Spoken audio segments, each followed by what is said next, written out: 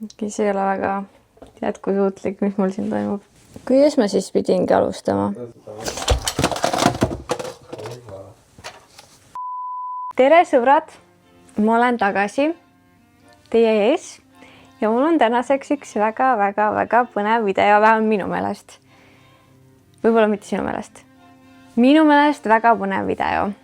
Tänaseks videoks on märksõna roosa. Me sööme 24 tundi ainult roosat toitu ja paneme mingid reeglid ka paika. Point on selles, et see toit peab olema roosa.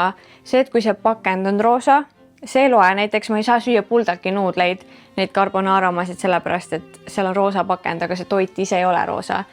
Ehk siis see toit peab olema ise roosa, aga näiteks kõik koostisosad, millest ma teen toitu, ei pea olema roosa. Oluline on lihtsalt see, et lõpptulemus oleks roosa. Nii et alustame meie hommikusöögiga.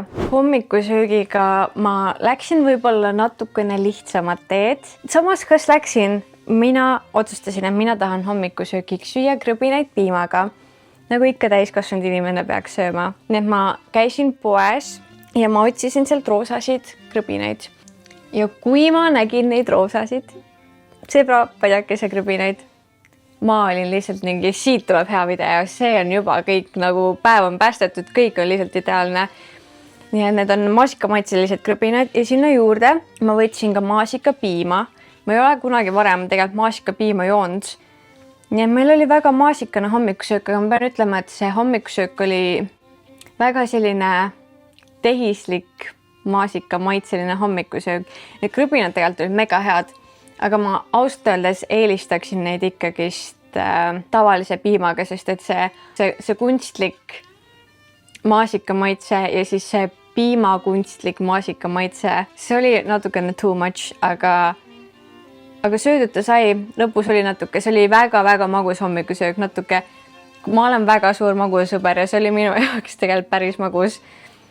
Ja sellel piimal oli ka selline, kui sa mingit proteiinipulbriga asju kunagi söönud või joonud, siis tal oli siuke proteiinipulbri maitse. Aga üldjoontes tegelikult oli siuke lapsepõlve hommikusöök. Tere kollikene! Voodokke, kes see tuli? Minu väike beebi, Tupsu on juba 17-aastane. Nii, okei.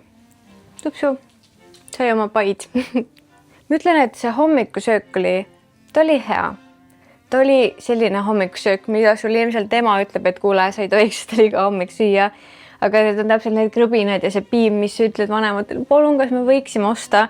Need oli tegelikult üldjoontes siuke mõnus lapsepõlve hommikusöök, aga iga hommik ma ei suudaks kindlasti neid süüa, sest et see oli väga magus. Aga lõunasöögiks, kuna ma ikkagi olen siin täielik eestlane, siis ma otsustasin, et ma teen kartulisalatit. Ma võtsin roosad kartulid või need on vist tegelikult punased kartulid. Jah, nad seest küll ei ole roosad, aga ma vähemalt üritasin leida võimalikult roosad asjad. Keetsin kartulid ära, koorisin ära, hakkisin sisse keedetud muna, panin veel magusat marineeritud kurki ja värsket kurki ja siis natukene punast sibulat ka või minu videost on roosad sibulat.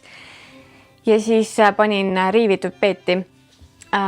Muidu vist peeti pannakse rosolja sisse, aga mulle isiklikult rosolja ei meeldi, sellepärast et seal on see kala. Ja siis muidugi panin hapukoort ja majonees ja segasin kõik ära. See tuli nii ilus salat. Ja kõrvale ma võtsin endale roosilimonaadi, sest et roosilimonaad on minu kõige lemmikum limonaad. Seda ma joon liiga tihti.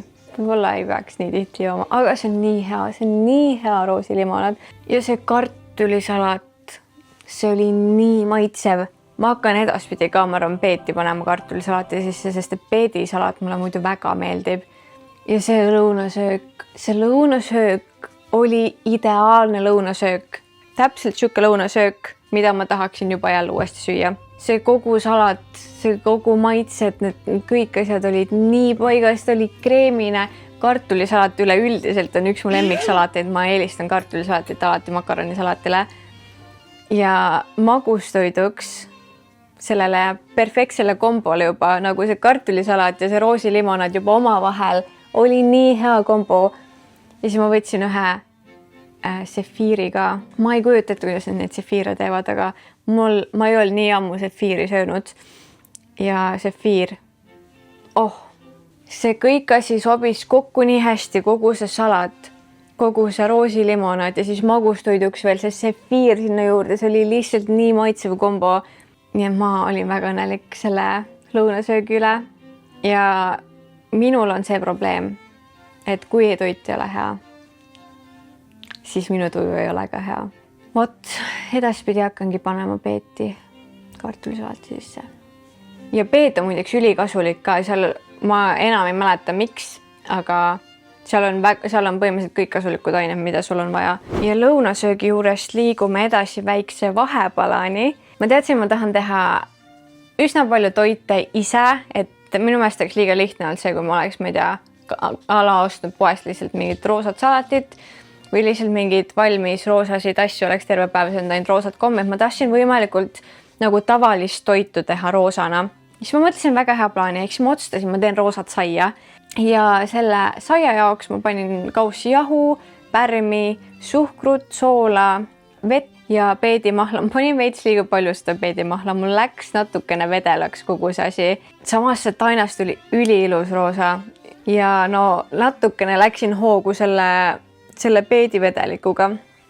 Aga ma kartsin lihtsalt, et kui ma piisavalt palju seda ei pane, et siis see värv lihtsalt kaob ära nagu küpsedes. Ja kui ta mul kerkima läks ja ta oli esimest korda ära kerkinud, siis ta oli nagu ülivedel kuidagi. Tavaliselt mul see ei ole nii vedel, aga ma arvan, et see asi oli lihtsalt selles, et ma veits läksin hoogu oma peedimahlaga ja ta natukene oli siuke limane, siis ma olin nagu mingi okei, nüüd kogu see asi läheb lappesse ka, kogu see sai. Aga siis ma panin natukene rohkem jahu ja ma sain ta ikkagi normaalseks vormitud. Siis ta läks uuesti mulle kerkima. Kui ta ära kerkis, siis ta oli jälle natuke siuke nagu wiggly või siuke nagu, ma ei tea, natuke nagu siuke lötisev. Aga siis ma panin ta küpsema. Ma panin ta oma roosasse potti küpsema. Tegelikult mul see roosa saia mõte tuligi lihtsalt sellest, et mul on see roosa pott. Ja minu peast tundus nii tore mõte, nagu kui sul on pupsikukene, tere nunnupai. Pupsikule vist meeldib väga filmimine. Ma ei tea, kus ma jäin pooleli. Ja siis ma panin ta küpsema. Enne lõppu tuleb gaas ära võtta. Ja kui ma võtsin selle kaane ära, ma nägin, et see sai oli nagu juba päris pruun. No tead, see parem olgu seest roosa. Ma ei tea, see tundub ikkagi veitsus. Ja nii kaua, kui sai jahtus, ma tegin sellele muidugi roosa kreemi ka, panin toorjuustu, jälle peedimahla, riivitud küüslauku, soola, pipart ja võid. Ja siis see tuli roosa ilus kreemikene. Nii, nüüd tuleb tõehetk. Kas see sai oli praegu 3 tundi asjata vaeva või mitte?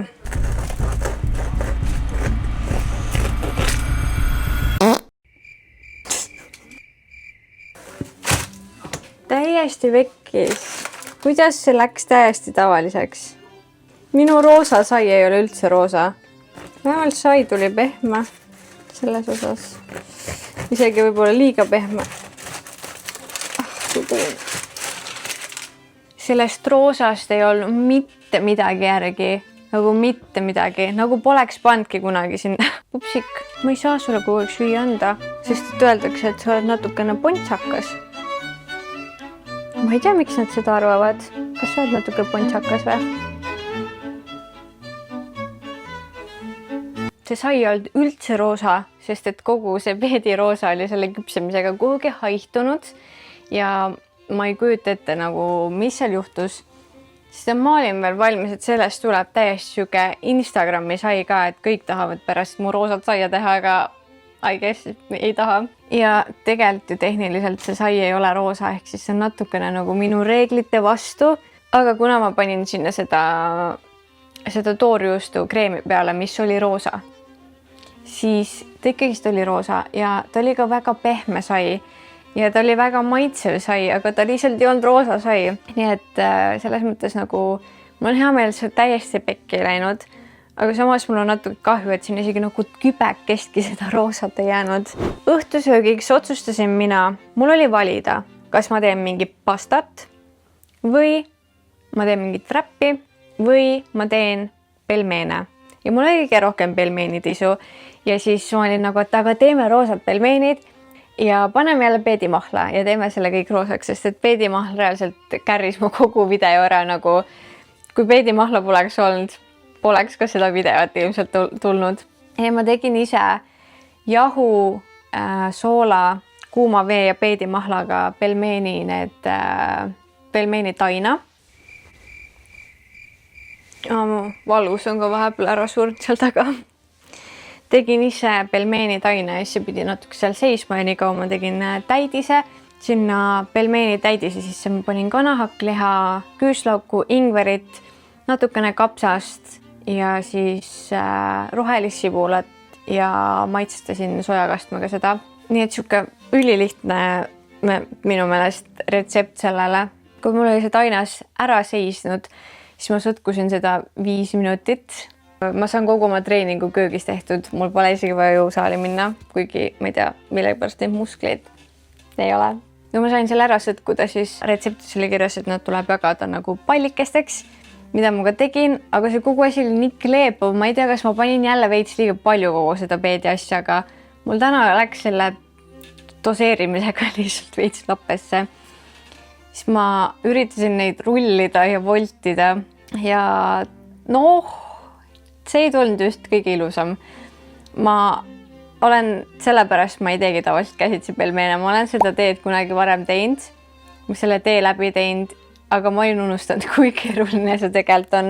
Et muidu iseenesest see koostisosade asjade tegemine ei ole keeruline, aga nende pelmeenide voltimine oli nii õudne. Ma ei saanud üldse hakkama sellega. No need ei tulnud nagu, no vaadake, see ei ole just mingi väga meistriteos. Ja siis ma nägin TikTokis, kuidas neil Hiinas on sellised nagu ümmargused topsid ja siis nad palliga panevad selle tainapalli sinna ja siis neil on siuke puidust pall ja siis nad seal topsi sees seda keerutavad. Mul ilmselt ei olnud seda topsi ja siis ma proovisin kartuli ja pokaaliga seda ja see ka ei õnnestunud. Ja siis lõpuks tegin lihtsalt niimoodi, et rullisin selle kogu taina hästi lapikuks ja tegin klaasiga need ümmargused need pelmeeni taina asjad. Ja see töötas kõige paremini. Ja siis ma voltisin ja siis ma sain aru ka, et minust ei saa mingi hea pelmeeni volti ja siis ma lihtsalt lükkasin kahvliga need servad kinni, nagu nendel eestipärastel pelmeenidel tavaliselt on. No palju lihtsam ja näeb nagu veits viisakam välja ka. Saan aru, miks nad restoranides ainult 6 pelmeeni serveerivad. Mu köök oli pärast kõike seda lihtsalt nii sassis, nii jahune, kleepuv, kõik oli lihtsalt jumal lappes seal juba, aga ma sain lõpuks suure vaevaga oma pelmeenid rullitud ja volditud ja nad tegelikult olid suht ilusad. Nad olid ikka päris ilusad roosad lõpuks. Kuigi kui ma nüüd vaatan, siis seda välja nagu mingi singid.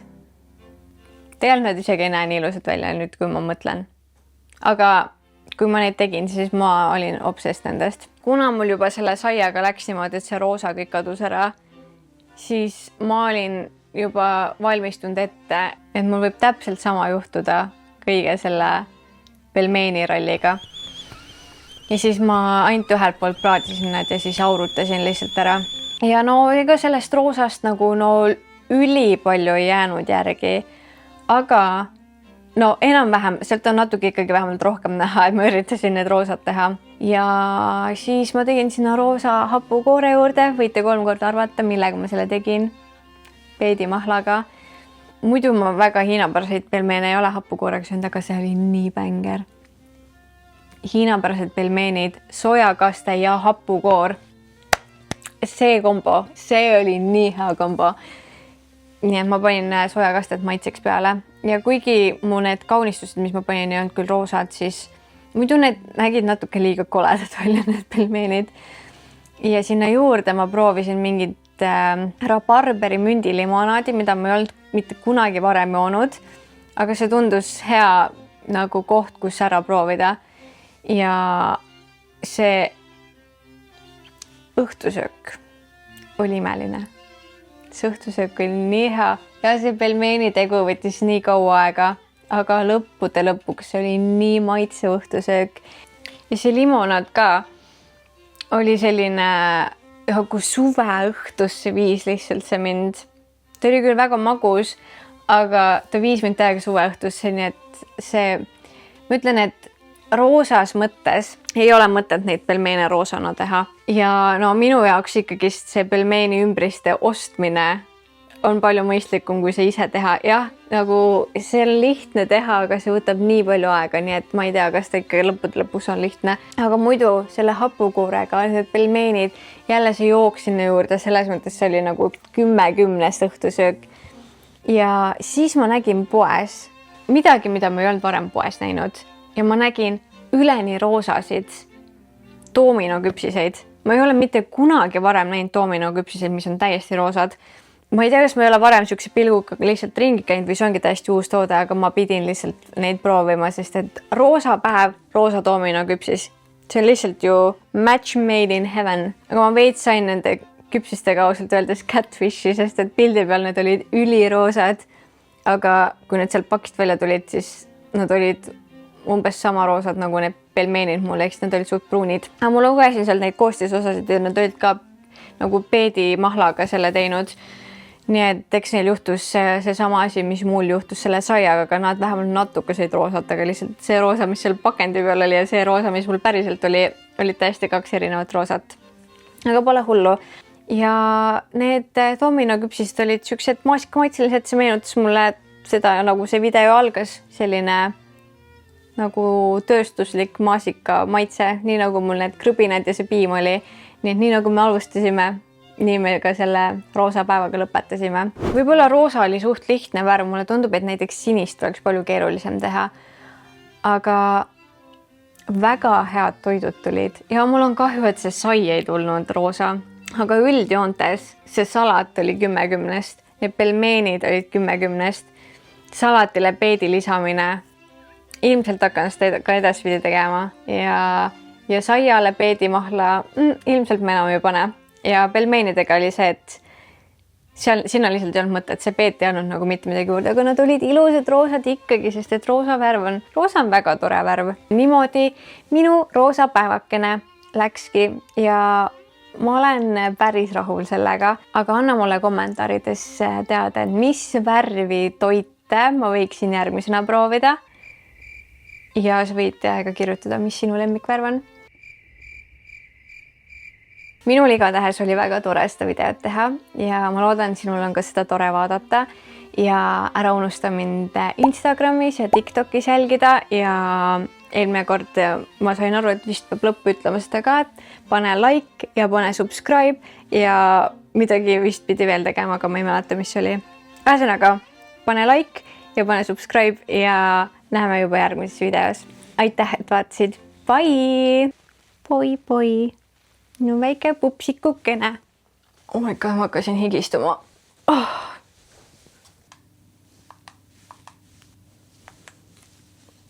Pigem on valge kui oranž. Sest et väga põnev on... Kas tead, mis kell on? Jaa.